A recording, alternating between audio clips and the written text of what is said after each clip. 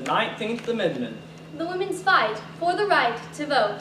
I'm Rollin Vickers. And I'm Kaylee Hunter. The 19th Amendment. The right of citizens of the United States to vote Shall not be denied or abridged by the United States or by any state on account of sex. Congress shall have power to enforce this article by appropriate legislation. Suffragists And anti-suffragists display continual conflict and compromise within a 70-year fight between equality and tradition. 1848, Westland Chapel, Seneca Falls, New York. The very first women's rights convention held in the United States. 200 women were in attendance, although many were barred from the convention floor. This mockery energized the women to fight with vigor and achieve their goals to have equal rights with men. I call this meeting to order. Please lend your full attention to Miss Elizabeth Cady Stanton. Thank you, thank you. Women, remember when we were young, aspiring for our father's attention, desiring equality amongst all men? The time is now. It is 1848. Women, arise and let us fight to have a voice. Allow me to read you my Declaration of Sentiments.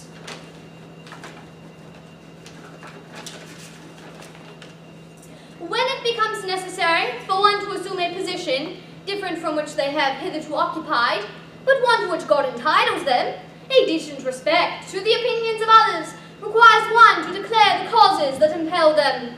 We hold these truths to be self-evident, that all men and women are created equal, that they are endowed by their Creator with certain inalienable rights, that among these are life, The Seneca liberty. Falls Convention influenced the agenda for suffragists to speak up. Determined activists pleaded. Sir, good sir, would you mind signing my petition? We request to have a vote with men. Madam, trust the governing authorities. They have managed traditions for the last 100 years. Your request for equality is not admirable. You abandoned your home, your husband, and children. Good day. In 1851, Elizabeth Cady Stanton and Susan B. Anthony officially met. They complimented each other nicely. Susan had the ideas while Elizabeth had the words. Henry, I've met the most exquisite woman, Miss Susan Anthony. She is ever so passionate about the suffrage movement. Ah, with the two of you ladies working together, our efforts will certainly progress rapidly. However, during the years of the Civil War, the suffragists compromised their own will, adjusting their attention to more immediate concerns. Nursing injured soldiers back to health became priority.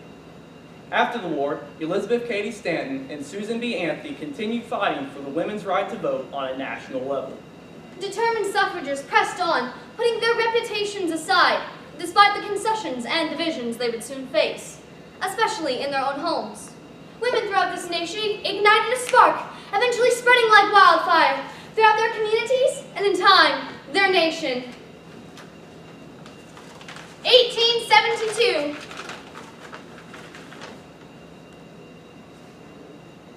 Women suffragists, they undermine us as men. Ah, before long, they'll dominate society. Ha! Well, would you look there? Well, it's about time. That despicable Susan Anthony, finally arrested, tried to cast a vote. Ha! Disgraceful. In 1884, Susan Anthony testified before Congress supporting an amendment to the U.S. Constitution, which she said, shall prohibit the disenfranchisement of citizens of the United States on account of sex. However, the amendment was denied repeatedly over the next 42 years, dealing a major blow to the suffrage movement.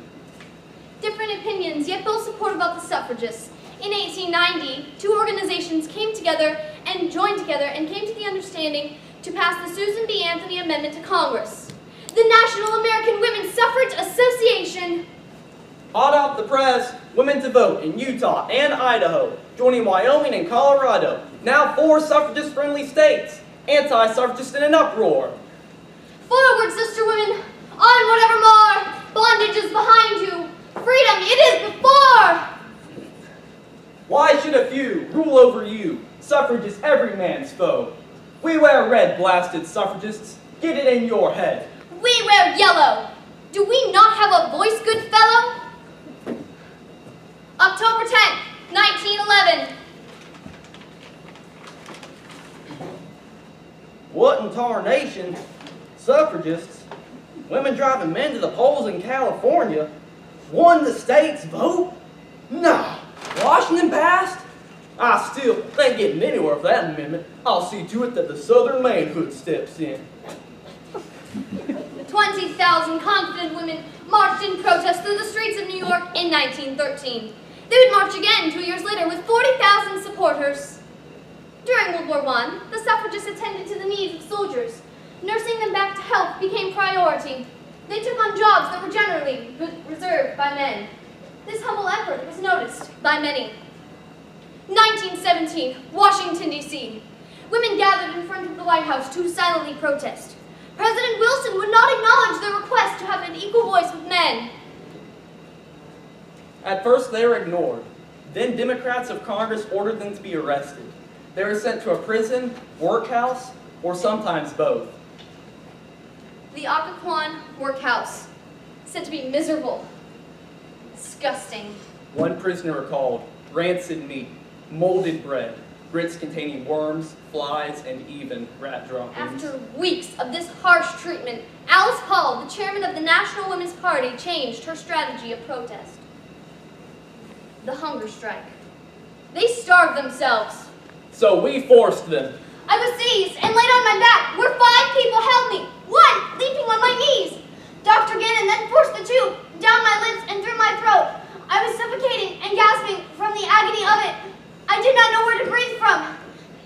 And then, everything turned black. After this unfortunate event, President Wilson recognized the suffragists would go to any length, receiving any attention, gaining momentum needed. Would America hear their cry? President Wilson then proposed the Susan B. Anthony Amendment to Congress once more in 1919, now renamed the 19th Amendment. It passed through Congress rather quickly, then on to the states for ratification, starting in Wisconsin on June 10, 1919. Several states began to accommodate requests to the suffragists. In just 1 year's time, the last ratification just so happened to be in the hands of a mother, an opposing legislator's mother. Advice from a mother? Guilt from a mother? Whatever the accord, it was enough weight on one man's shoulders to change the course of history. On August 18th, Harry T. Burns walked into the Tennessee Legislature Hall with a red rose in his pocket. He was an anti-suffragist, fully aware that this last vote needed the 2/3 majority in favor to pass. But his agenda of opposing the vote was clear. Then, Harry remembered a letter from his mother. Oh, I've forgotten. Mother's letter. 40 minutes before voting begins. I shall have plenty of time. Let's see here. Dear son, hurry and vote for the suffrage and don't keep them in doubt. I've been waiting to see how you've stood, but I haven't seen anything yet. Well, don't forget to be a good boy and help Miss Cat get the rat and ratification. Well then, I must run. No more for Mama this time. With lots of love, Mama. Does she even understand what this could do to our society? Is it wise to stray from the way governments have always been run? Well, you know, Mother always knows best. Both the antis And the pro-suffragists had to compromise. the antis sacrificed traditions. And the pros, equality. Some citizens felt torn and didn't know who to support. Neither Mrs. Stanton nor Miss Anthony lived to see the Susan B. Anthony Amendment passed into Congress as the 19th Amendment. Nearly 100 years ago, the suffragists won their 70-year battle between traditional roles and evolving equality. The suffragists may have won the right to vote, but it would be many years before they would attain true equality with men. Anti-suffragists recognized the importance of granting women a voice, admitting equal aspirations and unity within the home.